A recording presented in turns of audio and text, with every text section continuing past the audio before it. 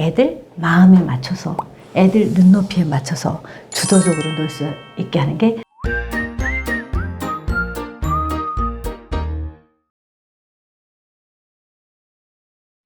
고도달 시청자 화이팅! 화이팅! 화이팅! 자, 오늘은 우리 할머니 할아버지 됐잖아요. 조부모 교실 강연으로 아마 한국에서 가장 유명하신 것 같은데 그 분야의 우리 최혜순 교수님을 모셨습니다.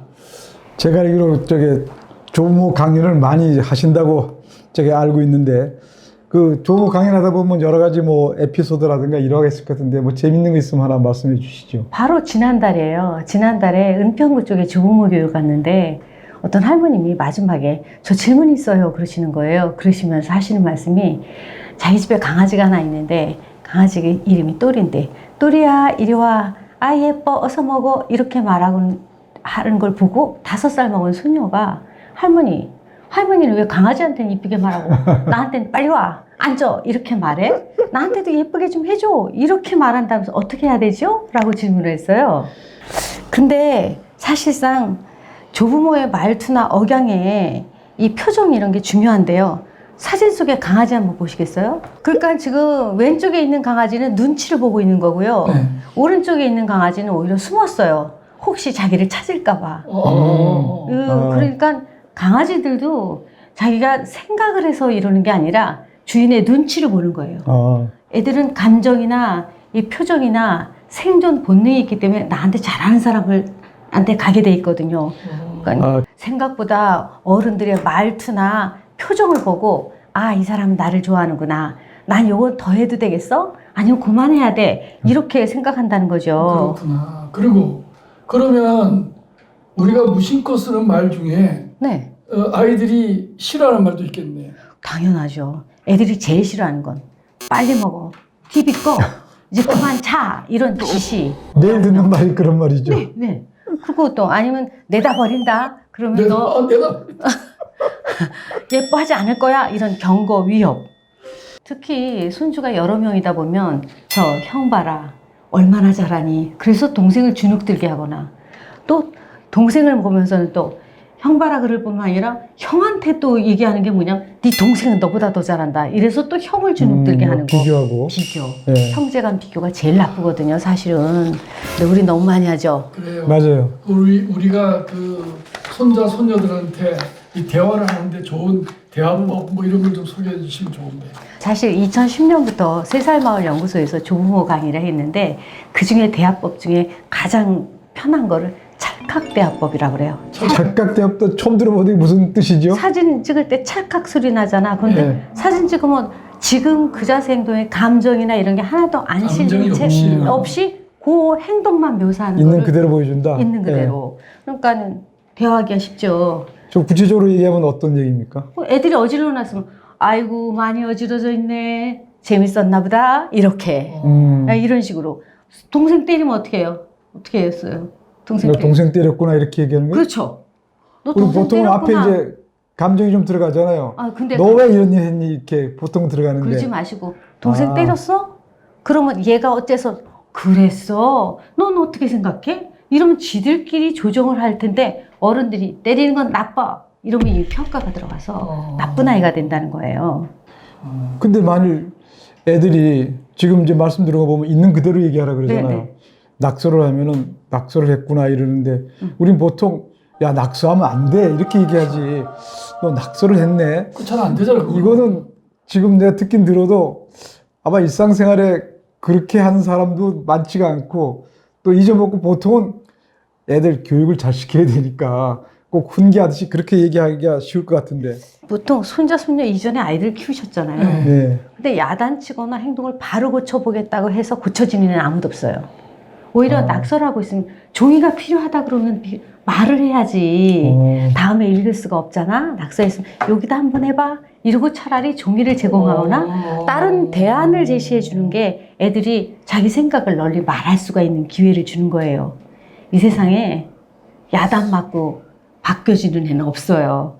오히려 긍정의 말이, 야, 너 이렇게 그림 잘 그리는데 할머니가 종이를 더 줄까? 여기다 하면 너무 좁잖아? 더 줄까? 이것이 이 아이의 장기를 살리는 경우도 맞아, 됩니다. 맞아. 우리 저 교수님은 이게 이론이 아니고 실제로 자녀가 셋에 네. 손자 손녀 그 밑에 둘씩 6명 6명이요. 이거 다 키워본 실전 경험인데 그거 다 잘 자랐다고. 진짜 손자 6명이? 네, 6명입니다. 그러니까 지금 이런 교육 할 만하네요. 이게 이론뿐만 아니라 그렇지. 아주 실제로 길러보니까. 중학교 2학년부터 초등학교 1학년까지 6명이 쫘라락 있어요. 근데 조금 전에 그 있는 그대로 얘기하라 그러면 진짜 좀 발상의 전환 같은 게 필요한 것 같으네요. 우리가. 당연히 네. 발상의 전환이 필요해요. 그 발상의 전환을 하지 않으면 말이 그렇게 안 나와. 예를 들자면 막 애들이 그 천박지축으로 왔다 갔다 하는 애들 있어요. 할머니 집에 와서 이것도 손대고 저것도 손대고 이런 버르장머리 없이 천방지축이네 이러고보단 얘는 의욕이 많고 행동하기를 좋아하는구나라고 생각하면 이 아이가 무엇이 필요한지를 우리가 알 수 있어요. 실제로 손자 데리고 있잖아요. 어디 야외 나가잖아요. 나오면 요만한 징검다리 하나 있어도 겁이 나갖고 나 못 건너겠어 이런 애들이 있어요.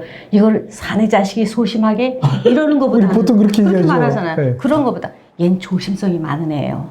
나중에 실수할 일이 없죠. 이렇게 야단만 칠 게 아니라 긍정적인 면을 조금 부각시켜주면 훨씬 더 아이들하고 대화가 그러니까 야단치기보단 그 행동에 공감을 해주는 거예요. 뭐가 그렇게 재밌는 거야? 이게 나도 한번 알고 싶다. 이렇게 해서 대화에 관심을 갖는 게 좋습니다. 습관이 안 돼가지고 잘 안 하잖아요, 그죠? 그러니까 애들이 말을 할 때 얘가 무슨 또 이런 말을 해 이런 거보다는 네 말이 맞아. 이렇게 애들 말을 끊지 말고 끝까지 들어주는 태도가 필요해요. 그래서 오히려 애들하고 말할 땐 손잡아주거나 이리 와봐 이렇게 갖고 이렇게 스킨십을 해주면 충분한데 그래서 애들은 이성보단 감정이 더 발달하거든요. 그래서 어른들이 말할 때 말의 논리보다는 지금 화난 거야. 나를 좋아하는 거야. 예뻐하는 거야. 그걸 먼저 알고 나면 마음이 통해요. 그래서 애들이 말할 때 우스운 얘기, 이거 정말 우스워요. 그리고 얘기하는데 그게 뭐가 우습냐 이런 거보다 웃어주거나 웃어줘야 돼요? 슬픈 얘기를 할 때 슬픈 표정을 줘야 되는데 야 애들은 그런 거 갖고 슬프다 그러냐? 이렇게 말한단 말이죠. 그래서 감정이입된 그 말하자면 말을 좀 알아두는 게 좋아요. 예를 들자면 대단한 걸? 슬펐겠구나. 정말 재밌었겠구나. 이런 말을 해야만 우리 할머니 할아버지가 내 말을 잘 듣고 계시구나. 요 옆에 그림 한 장 이 보시겠어요? 뭐예요? 이상하네 진짜. 이상한 그림이라고 생각하죠. 예. 우주 뭐 같다 이거 뭐지? 뇌파 측정기예요. 이게 그렇구나. 프린스턴 대학의 베이비 랩이라고 해서 아기 실험실이 있는데 아빠가 재밌게 놀아줄 때 아기의 뇌파는 어떻게 움직이나를 본 거예요. 그랬더니 뇌파에 동조 현상이 나타나는 거예요. 아빠가 좋으면 애도 좋은 거예요. 근데 할머니가 맨날 또 할아버지가 비판하는 뇌파를 보내면 스트레스 파장이에요, 그게. 애들도 이렇게 생각한다. 애들도 똑같이 파장이 같아지는 거예요. 결국 잘 통하는 사람끼리는 뇌파도 통한다는 거예요. 결국 지금 계속 강조하시는 게 그 표정, 뭐 손짓, 발짓 이게 중요하다. 이게 과학적으로 증명이 된 거네요. 네네. 예.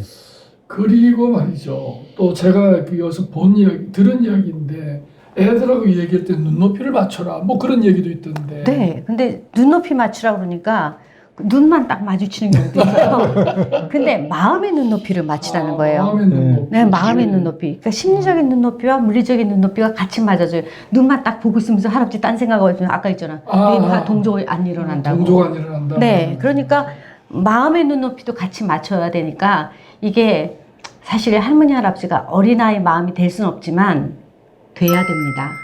왜냐하면 너무 깊이 생각하면 안 돼요. 아이들은 아까 얘기했잖아. 감정적이고 또 동조하는 걸 좋아하기 때문에 특히 눈을 마주치면서 애가 말하고 있을 때 슬픈 말하고 있는데 야 그게 뭐 슬프다 그래 다 그런 거야 이렇게 말한다거나 화났다는데 그런 거 가지고 화내면 안 돼 이렇게 말하는 거는 뭐가 눈높이가 안 맞는 거죠. 실제로 또 신체적인 눈높이도 필요하죠. 네. 할아버지가 앉아서 이 얘기를 하는 게 중요하겠다. 그렇죠. 그것도 중요한 거죠. 위에서 내려다보면서 하면 지시 명령이 나오거든요. 그렇구나. 그러니까 애하고 같이 무릎을 좀 굽힌다든지 해서 맞추는 게 굉장히 좋아요. 지금 최 교수님 저게 전문가시니까 내가 평소에 궁금한 거 하나 물어보고 싶은데 네. 애들이 이제 우리 집에 가끔 오면은 이제 꼬마들이 비슷하니까 장난감이라도 모아갖고 지들끼리 서로 막 싸운단 말이죠. 네. 그러면은 야 이건 네가 잘못했다, 내가 잘못했다 이렇게 판관처럼 그렇게 얘기를 해야 되는 건지 안 그러면은 그냥 방치를 해야 되는 건지 잘못 이렇게 시시비비를 가리다 보면은 네. 아 할아버지는 누구 편만 들어 뭐 이래가지고 또 삐진단 말이죠. 그 구체적으로 어떻게 돼요 그런 경우에? 저는 사실 학부모들한테도 그 얘기를 한 게 뭐냐면 부모나 교사가 판사나 검사 또는 경찰관이 될 필요가 없다 그래요. 누가 옳고 그른지를 판단해 주거나 누가 무엇으로부터 시작됐는지를 판단하려고 하지 말라. 그래서 항상 싸움이 일어나잖아요. 저 아이 키울 때도 그랬거든요. 싸움이 일어나면 애들의 주거지, 싸움이 거실에서 일어났다면 일단 할아버지 방이나 딴 방으로 가야 됩니다. 장소를 이동. 장소를 이동. 장소를 이동해서 누구의 그라운드로 가야 되냐. 할머니, 할아버지 한 그 그라운드로 가셔야 돼요. 그 바탕을. 왜냐면 애들이 노는 바탕에 있으면 그 감정이 연속이 되는데 장소만 딱 바꿔도 거실에서 싸웠던 화장실로 가고 또 아니면 서재로 가고 이렇게 옮긴 다음에 무슨 일인데 야, 좀 물이라도 한 잔 먹고 얘기해봐. 누가 시작했나 이런 것도 하지만 무슨 일이야? 내가 도와줄 수 있다면 도와줄게. 그래서 일단 장소로 옮긴 다음에 아이들한테 스스로 얘기하고 그런 다음에 꼭 얘기한 다음에 아이고 별거 아니네. 야, 네가 먼저 미안하다 그럴 거야? 누가 먼저 미안하다 그럴 거야? 그러면 보통 형이나 동생이 내가 미안해. 그럼 아니야 괜찮아 나도 미안해. 이렇게 끝을 서로 훈훈하게 끝내는 배경을 할머니 할아버지가 만들어 주셔야 돼요. 내가 아니 누구든 형이 됐든 동생이 됐든 사촌이 됐든 누가 잘못했다 그러면 그게가 죄인처럼 되잖아요. 그게 아니라 시작은 이랬대. 아 그래서 그랬었구나를 이해할 수 있는 기회를 만들어줘. 이게 사회생활의 시작입니다. 맞아요. 네, 사회생활 형제 간의 다툼은 사촌이어도 이게 사회생활의 시작이거든요. 그렇죠. 잘 뭐 그러니까 이제 싸우다 보면 서로 크는 거지. 그렇죠. 싸우면서 커요. 그건 그렇고 네. 이제 할머니 할아버지가 애들하고 대화도 중요하지만 네. 같이 좀 놀아주고 싶은데 이 마땅히 놀아줄 방법을 잘 몰라. 궁금해 뭐 하고 놀아야 뭐 되는지. 하고 놀지? 뭐 하고 놀아야 되냐면 사실 요즘 아이들은 포노 사피엔스예요. 늘 스마트폰 가지고 있어요. 초등학교만 들어가면 할아버지랑 할머니 얘기도 안 해요. 근데 이게 디지털 기기가 신체 일부랑 똑같거든요. 애들하고 놀 때는 애들이 저학년인 경우나 어린 애들일 경우는 우리 전통놀이를 생각해요. 전통놀이, 뭐 술래잡기. 집안에서도 술래잡기는 얼마든지 되거든요. 숨바꼭질. 특히 뭐 요새 무궁화꽃이 피었습니다가 유행하는 오징어 게임 때문에 그런 게임들이 굉장히 좋고 중요한 거는 우리의 문화를 전승하는 것과 똑같아요. 우리 놀이를 해준다는 것이 기회를 주고 이것이 사실상 손자 손녀들한테는 할아버지와 놀았던 재밌는 추억. 난 바둑을 좋아해서 이제 가끔 그런 생각을 해요. 조금 더 초등학교 1학년쯤 들어가면은 바둑을 한번 가르쳐 볼까? 괜찮을까요? 애들이 재밌어 하나요? 바둑, 장기, 오목, 체스 이게 5살 때부터 오목 나란히 놓는 것부터 시작을 해갖고 나중에 장기하고 바둑 얼마든지 초등학교 들어가기 전에도 가능합니다. 저는 손자들하고 손녀들하고 해봐서 알거든요. 이게 문제 해결력도 도움이 되고요. 지적인 수를 읽어야 되잖아요. 그렇죠. 상대방의 수를 네. 읽어야 되니까 지적 발달에 도움이 돼요. 그래서 손녀가 둘이라고 그래도 손자 손녀 구별 없어요. 요즘은 양성성의 시대예요. 그러니까 여자애들하고도 얼마든지 체스 같은 것도 가르치면 좋거든요. 오히려 할아버지 할머니들이 그거 배워가지고 같이. 그리고 손자 손녀들하고 이렇게 우리가 놀이할 때 꼭 우리가 지켜야 될 무슨 원칙이나 무슨 법칙이나 이런 건 또 없어요? 원칙은 있죠. 원칙. 왜냐하면 원칙이 손자 손녀가 좋아하는 걸 해야 돼요. 그리고 걔네들이 주도적으로 아 이거 해요, 저거 해요, 윷놀이 해요 이렇게 지네들이 할 수 있으면 제일 좋아요. 그게 할 수 없을 때는 얘네들이 몰입할 수 있고 흥미를 느낄 수 있는 거 이런 거를 애들 보고 스스로 찾아내라고 그랬어요. 그래서 되도록이면 주도적으로 놀 수 있게 하는 게 원칙이지. 주도적으로 놀이한다. 왜냐면 할머니 할아버지가 이끌고 가면 언제까지 이끌고 가요. 그러니까 결국 애들 입장에서 뭐든지 생각하고 봐야 된다 그런 뜻이네요. 사실 젊은 저기 엄마 아빠들이 애들하고 어떻게 놀아주는지도 한번 볼 필요가 있어요. 거기서 배워도 괜찮아요. 우리 시대는 특히 아빠들은 애들하고 놀아본 적이 없어요. 그렇죠. 우리 부모님들이 애들하고 놀으셨어요? 아니잖아요. 그래서 맞아요. 우리는 보고 배운 게 없어서 그런 거니까 지금 요즘 아이들은 그래도 새로운 놀이를 많이 하니까 재밌게 애들하고 놀아주는 건 애들 마음에 맞춰서 애들 눈높이에 맞춰서 주도적으로 놀 수 있게 하는 게 좋겠다 이렇게 말씀드리고 싶어요. 알겠습니다. 오늘 손자 손녀와의 대화법하고 노는 법, 뭐 짧은 시간에 다 말씀 못 드리셨지만 저 엑기스 몇 가지는 우리가 참고가 됐어요.